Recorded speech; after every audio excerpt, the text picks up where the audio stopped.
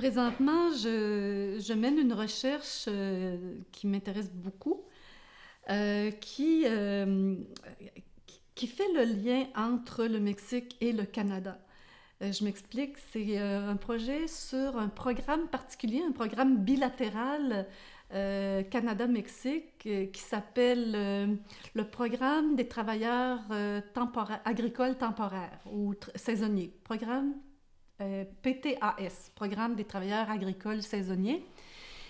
Et c'est un programme qui existe depuis 1974 entre le Mexique et le Canada et qui consiste à importer la main-d'œuvre mexicaine pour venir travailler dans les entreprises agricoles canadiennes. Ces travailleurs mexicains-là, bon, ça a commencé lentement, mais aujourd'hui, c'est de l'ordre de 17 000 Mexicains qui viennent par année. Et je parle au masculin parce qu'il y a à peine 3 ou 4 de femmes qui viennent à ce titre-là de travailleuses saisonnières. Euh, ces travailleurs sont répartis principalement dans les provinces d'Ontario, de Québec et de Colombie-Britannique. Mais il y en a dans les 9 provinces, c'est toutes les provinces sauf Terre-Neuve. Bon. Et la, j'ai remarqué, mon attention a été attirée depuis très longtemps sur ce programme-là et j'en parlais déjà dans les cours d'anthropologie du Mexique. Il y avait un petit film très intéressant qui s'appelait Ida y Vuelta, Aller-retour, qui avait été fait dans le milieu, à la fin des années 70, dans le coin, je pense, de Saint-Rémy, où est-ce qu'il y a de grosses entreprises agricoles. Et c'était intéressant parce qu'on suivait les travailleurs mexicains jusque chez eux. C'est-à-dire, on a pris 3 personnes qu'on voit à l'œuvre ici au Canada, puis on les suit jusque dans leur famille, puis on voit comment ils vivent, qu'est-ce qu'ils produisent, bon, comment est la famille. Et c'était resté un peu en suspens cette affaire-là. Et à un moment donné, j'ai réalisé que les travailleurs agricoles qui étaient invités à venir travailler au Canada venaient aussi du Yucatan. En fait, le programme, même s'il existe depuis 1974, a commencé très tard au Yucatan parce que c'est plus loin de la capitale, puis il faut venir à la capitale, c'est-à-dire Mexico, pour les papiers, etc. Donc c'était un petit peu laborieux d'inviter les travailleurs yucatèques pour venir au Canada. Mais en 2002, on a commencé à recruter au Yucatan et j'ai pensé que ce serait intéressant de voir, étant donné leurs caractéristiques particulières d'Autochtones, parce que ce n'est pas le cas de la majorité des gens qui viennent travailler au Canada, mais dans ce cas-là, c'est très clair, ce sont des Autochtones Maya yucatèques qui sont recrutés pour la plupart. Et j'ai décidé de monter un projet après ma retraite, de monter un projet sur cette question-là, de façon à pouvoir suivre les gens tant lorsqu'ils sont à leur point d'origine chez eux que lorsqu'ils sont sur les fermes canadiennes. J'ai obtenu une subvention, j'ai recruté des étudiants pour faire cette étude. C'est un projet qui est maintenant, dont la phase collecte des données est terminée. Il me reste à écrire le rapport, voir qu'est-ce que ça donnera. Bon, j'ai fait quelques communications sur le sujet, mais je suis encore, présentement, c'est un projet qui m'anime beaucoup et dans lequel là, je suis vraiment en train de travailler.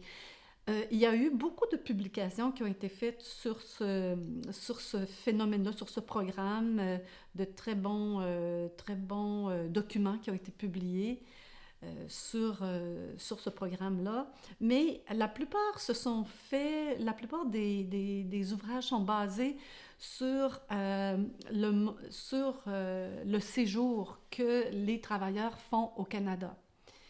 Alors, la particularité de mon projet, c'est d'abord de considérer les gens au point de départ, La particularité aussi, c'est que je travaille avec une population que je côtoie depuis une quarantaine d'années et je voulais insister sur la composante migration qui est liée à ce programme-là, parce qu'il s'agit de migration saisonnière, migration temporaire. Alors, j'essaye de voir dans ce projet comment cette migration très particulière, qui est encadrée, qui se fait de façon, elle est légiférée, elle se fait de façon très autoritaire. On sait que les gens viennent travailler sur des fermes, ils ont à peine le droit de vivre, si on peut dire, en dehors des fermes. Donc, ce qui m'intéressait de voir, c'est comment la migration saisonnière, cette migration particulière, s'insère dans le système régional de migration. Au Yucatan, les gens migrent. Les gens migrent du rural à l'urbain, comme par exemple dans toutes les petites communautés où je travaillais dans les années 80-90. Il y a toujours, dans chaque famille, il y a une jeune fille qui travaille à la capitale comme bonne d'enfant ou comme femme de ménage ou accompagnatrice, dispensatrice de soins. Elle fait la navette soir et matin quand c'est proche, ou bien une fois par semaine. Donc, on a ici le phénomène migration des femmes qui est assez particulier. On a la migration interétatique, c'est-à-dire entre l'État du Yucatan et l'État de Quintana Roo, qui est l'État voisin sur la péninsule même du Yucatan, et où on retrouve la fameuse ville de Cancún, Playa del Carmen. Ce qu'il y a eu là, à partir des années 70, il y a eu beaucoup comme vous le savez, la ville de Cancún sort de rien. Comme on dit au Mexique, ça sort de la nada. Et ils ont construit des hôtels, des infrastructures de transport, etc., etc. Alors, ça a été comme une occasion extraordinaire pour les gens du Yucatan qui sont par la route à 6-7 heures par la route de Cancún. Alors, les gens qui avaient connu la crise du Heineken, c'est-à-dire la décroissance du marché du sisal, eh bien, ils étaient dans un état de pauvreté, de désespoir assez avancé. Et c'est à ce moment-là qu'est arrivée la construction de la ville de Cancún. Alors, les hommes et les jeunes adultes sont allés travailler comme maçons ou comme manœuvre à la ville de Cancún. Et après ça, c'est une immigration qui est toujours en cours aujourd'hui parce que maintenant que la ville de Cancún est saturée, celle de Playa del Carmen aussi, on a ce qu'on appelle la Riviera Maya. Il y a toutes sortes de concessions le long, et ça s'urbanise très, très rapidement le long de la côte de la mer Caraïbe. Alors, on parle ici de migration temporaire, de migration interétatique. Et ce qu'il y a de particulier avec la migration à Cancún ou à la Riviera Maya, même si ce n'est pas une migration internationale, elle a toutes les caractéristiques de la migration internationale puisque Cancún est une ville internationale. C'est-à-dire, quand on va à Cancún, on a l'impression d'être à Miami. C'est vraiment frappant malgré tous les efforts qu'ils font pour indigéniser la ville et puis les danses mayas, etc. Bon, les événements, bon, en tout cas, bon, bref, ça c'est un autre sujet complètement différent. Il y a aussi, en parlant du système régional de migration, il y a aussi la migration internationale proprement dite, qui, si elle est très intense du Mexique aux États-Unis, il y a beaucoup, beaucoup de Mexicains, mais ils viennent surtout du centre du pays. Aux États-Unis, ça, c'est une migration qui a commencé dans les années 50, qui s'est intensifiée dans les années 70 et qui perdure encore, quoique on essaye de la réprimer. Au Yucatan, cette migration internationale-là est plus rare, elle est plus difficile à cause de la distance là aussi.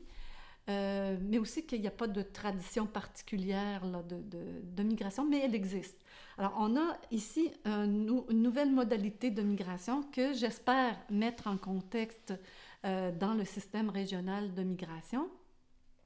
Et dans le dans le cas du programme des travailleurs saisonniers, euh, on, on voudrait, ce que je veux faire, c'est d'essayer de faire ressortir la question du genre, malgré l'absence presque systématique des femmes de ce programme-là, tout comme au niveau national, au Yucatan, il n'y a qu'à peu près que 3% de femmes qui font partie de ce programme-là. Et en fait, ça veut dire euh, le nombre de travailleurs potentiels, c'est 200. Alors, ça veut dire 6 femmes, je les ai toutes interrogées, c'est fini. Bon. Alors, mais malgré tout, je pense que c'est l'occasion de montrer que c'est un programme qui est structuré également selon le genre, dans la mesure, en creux finalement, dans la mesure où il ignore ce programme-là ou passe sous silence le fait que les femmes de la campagne savent très bien travailler la terre, ils savent très bien, tout autant que les hommes qui viennent ici, et qui plus est, ben, parce que l'agriculture au Yucatan et l'agriculture canadienne, c'est deux choses complètement différentes.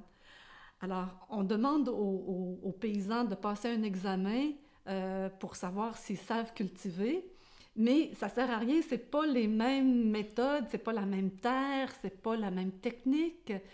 Donc, toutes ces connaissances-là, dont on dit qu'elles sont très importantes pour venir travailler au Canada, c'est vraiment, ça n'a aucune espèce d'importance, il n'y a aucune comparaison. Alors ça, c'est ce que je suis en train de faire et ce qui est particulièrement satisfaisant pour moi par rapport à ce projet-là, c'est que enfin je peux lier les questions, les préoccupations propres au pays d'où je viens à des préoccupations qui m'accompagnent depuis une quarantaine d'années et qui concernent le Mexique. Donc enfin, je peux justifier ma présence d'anthropologue dans ce pays. Enfin, bon, bref, il y a des gens qui ne se posent pas des questions là-dessus, mais moi, longtemps, je m'en suis posée. Puis, quelle est ma justification? Et j'ai eu plusieurs crises qui auraient pu conduire à l'abandon de l'anthropologie, mais bon.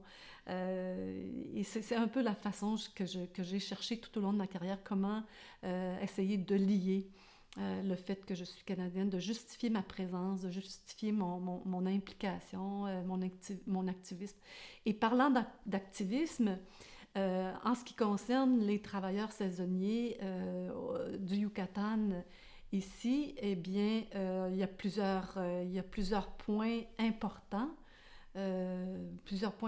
sur lesquels on peut travailler concernant le respect des droits fondamentaux des travailleurs. Le droit de se déplacer, le droit d'avoir un salaire juste, une bonne rémunération, etc. Il y a plusieurs dérives, si on peut s'exprimer ainsi, qui sont dénoncées par les militants, les militantes des droits humains concernant ces travailleurs-là. Et leurs récits sont parfois déchirants. Ils sont loin de leur famille, ça peut aller jusqu'à 6 à 8 mois.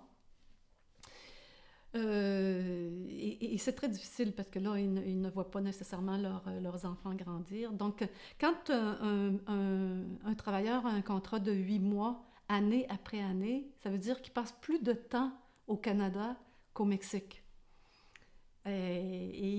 Souvent, bon, c'est l'éducation des enfants qui s'en ressent, etc. Bon, j'ai pas encore commencé à analyser les entrevues que mes étudiants et moi, on a fait dans ce projet, mais j'espère faire ressortir la particularité autochtone de ces personnes-là qui ont été recrutées sur le tard et qui ont été recrutés, je pense, parce que justement, ils sont autochtones, donc moins avertis, avec moins de réseaux, plus corvéables probablement. Et une des preuves que je vois de cela, c'est que maintenant, non content de recruter des autochtones qui font partie des États les plus marginaux du Mexique, on va recruter maintenant dans le cadre d'un autre programme, mais un programme similaire, des Guatémaltèques. et souvent des Guatémaltèques qui ne parlent ni anglais ni français et ni espagnol non plus. Il y a eu un cas dernièrement d'une personne guatémaltèque qui s'était perdue et qu'on n'arrivait pas à comprendre, je pense, en raison de son ignorance des langues. Euh, voilà, c'est le projet sur lequel je travaille présentement. Il y a aussi ce projet-là, quand je parle des liens entre le Canada et le Sud qui bon, me justifie de travailler dans ce pays-là, je pense à des situations des anthropologues maintenant qui se retrouvent au sein de grands réseaux de recherche. Et moi, j'appartiens à un réseau Dialogue, réseau de recherche et de connaissances sur des questions relatives aux Autochtones, dont le site principal est à l'INRS, à l'Institut national de recherche scientifique à Montréal, et dirigé par Carole Lévesque. Je fais partie de ce réseau depuis le début. Et c'est un réseau justement dans lequel on essaye de travailler au nord et au sud en même temps. Et si j'ai monté le projet sur les travailleurs saisonniers Yucatec, c'est un peu en tenant compte de cette situation-là et de ce style de travail. Alors, à partir du moment où j'ai commencé à travailler avec Dialogue, il est devenu de plus en plus question de travailler à la fois au nord et au sud. Euh, Certes, les Autochtones canadiens ne se retrouvent pas dans des situations où ils sont appelés à travailler comme travailleurs saisonniers. Par contre, on peut voir un lien entre la, la précarité grandissante des entrepreneurs canadiens, par exemple, ou des travailleurs canadiens. On peut voir des liens qui sont propres à la mondialisation et dans lesquels les Autochtones du Nord et du Sud se retrouvent.